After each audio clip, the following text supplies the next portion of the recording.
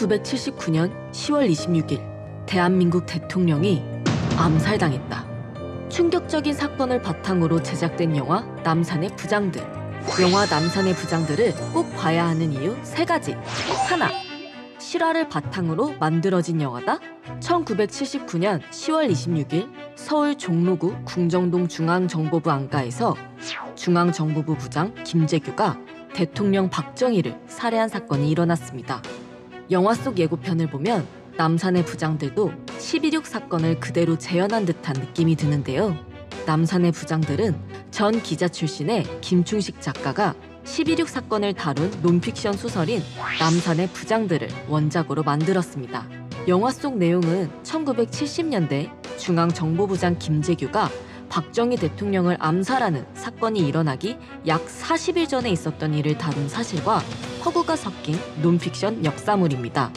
일단 그 사건들은 거의 그 논픽션이고 원작에서 가져온 논픽션을 가져온 거고요. 네. 그런데 이제 그런 사건들이 왜 일어날 수밖에 없었는지 그 비하인드, 그 이면에 어떤 인물들 간의 관계성이나 그런 어떤 감정들, 심리, 그런 것들은 이제 이렇게 어떻게 뭐 이런 책이나 신문 기사에 노출된 적이 없기 때문에 그건 영화적으로 이제 만들어낸 거죠. 그렇죠.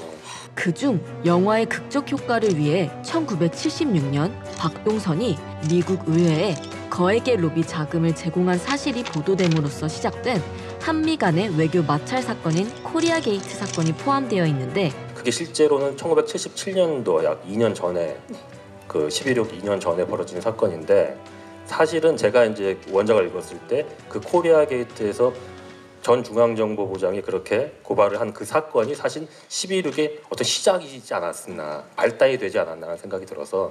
또 원작 소설 남산의 부장들이 가지고 있는 냉정한 톤을 유지하며 어느 한쪽의 시선에 치우치지 않고 중립적으로 사건을 보여준다고 하는데, 중앙정보부장 김규평을 중심으로 전 중앙정보부장 박용각, 그리고 대통령 경호실장 곽상천의 관계와 그들의 내면을 치밀하게 따라가는 이 영화.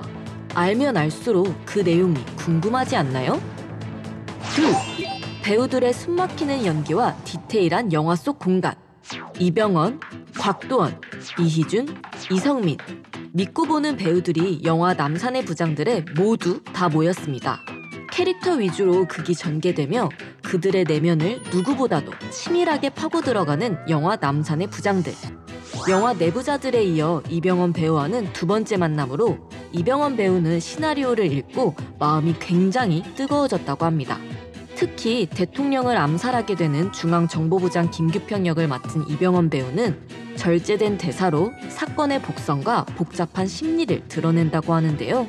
작은 것 하나까지도 디테일하게 표현해야 하는 김규평 역을 이병헌 배우는 과연 어떻게 표현했을지 기대가 됩니다. 쉽지 않았을 것 같아요. 그 결핍을.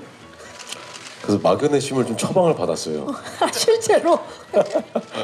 이 영화에서 보여지는 감정들이라는 게 사실 아주 사실 그 안을 들여다보면 굉장히 극단적인 감정들이지만 표현은 굉장히 많이 자제되는 그런 감정들이 많아요. 그래서 그게 그런 식으로 표현이 됐던 것 같아요.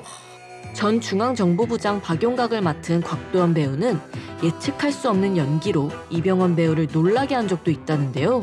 근데 곽도원 씨의 경우에는 왜 정말 빠른 스피드로 이 서브가 들어올지, 아주 깎아서 칠지, 정말 예상할 수 없는 그런 아주 그 변수들을 많이 보여주더라고요. 그래서 어떤 느낌을 받았냐면 정말 자기를 저 상황 속에 혹은 이 감정 속에 그냥 던져놓는구나라는 생각이 들었어요.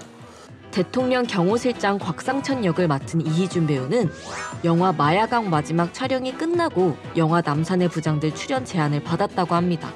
시나리오를 보면서 실제 인물이 덩치가 있는 사람이라 살을 찌우는 게 좋겠다고 생각하고 실제로 25kg을 증량했다고 하는데요. 네, 그 식단은 이제 자는 거 외에 계속 먹는다. 근데 더 놀라운 건 오늘 제작 보고에 다시 다시 원래 모습으로 돌아왔다는 게 지금 더 놀랍지 않은가 싶어요. 아, 대단합니다, 이준 씨.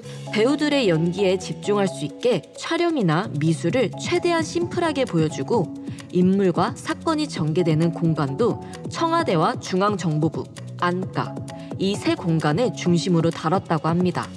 특히 궁정동 안가 부분에는 실제 공간하고 똑같이 구현을 해서 찍었다니 영화를 보다 보면 정말 실제 공간에 와 있는 것처럼 나도 모르게 빨려 들어가 있지 않을까 생각이 됩니다. 영화가 실제 이야기를 따라가다 보니 대통령 암살 사건의 배경이 되는 워싱턴과 파리도 영화 속에 등장한다고 하는데요. 특히 방동광장의 경우에는 한국 영화 중에서 최초로 촬영을 했다고 합니다. 영화 미드나잇 인 파리에 나왔던 공간인 방동광장은 자국의 영화들에게도 쉽게 촬영 허가를 내지 않는 곳으로 유명한데요. 영화 남산의 부장들이 이례적으로 촬영 허가를 받을 수 있었던 것은 프랑스 관계자들 역시 당시 사건 재현에 관심을 가졌기 때문이라고 합니다. 디테일한 배우들의 연기와 배경까지 완벽한 남산의 부장들. 정말 안 볼 수 없겠죠? 셋, 우민호 감독의 욕망 3부작 마지막 작품. 우민호 감독의 전작 내부자들, 마야광에 이어 영화 남산의 부장들은 인간의 욕망을 다룬 욕망 3부작의 마지막 작품이 된다고 합니다. 청불 영화 역사상 최초, 그리고 또 최고의 흥행 스코어를 기록한 내부자들, 그에 비해 조금 아쉬운 성적을 기록한 마야광에 이어 이번에 개봉하는 남산의 부장들까지 합하면 우민호 감독의 욕망 3부작이 완성되는데요. 우민호 감독은 평소에 욕망을 쫓는 인간, 그리고 어떻게 그 사람이 추락하는지에 대한 관심이 많아 내부자들, 마야광, 남산의 부장들도 거기서 비롯됐다고 합니다. 사실 원작은 제가 한 20여 년 전에 군대를 갔다 와가지고 우연치 않게 접하게 됐고, 제가 몰랐던 어떤 한국 근현대사의 어떤 18년이라는 어떤 시간이 되게 흥미진진하게 펼쳐졌는데 언젠가는 꼭 한번 영화를 하고 싶어서 기회가 주어진다면. 원작 소설 남산의 부장들은 중앙정보부의 시작과 끝을 그린 이야기로 영화화하기에는 다소 방대하다고 느껴 이야기 중 가장 드라마틱한 중앙정보부가 막을 내릴 수밖에 없었던 40일간의 이야기에 집중했다고 합니다. 우민호 감독의 영화화를 향한 욕망과 가장 드라마틱한 이야기가 합쳐져 어떤 시너지 효과를 낼지 궁금한데요. 영화 내부자들로 대박, 영화 마야광으로 소박을 쳤지만 이번에는 믿고 보는 배우들과 캐릭터들의 디테일한 내면을 다룬 남산의 부장들로 진짜 대박을 칠 차례 아닐까요? 띵고!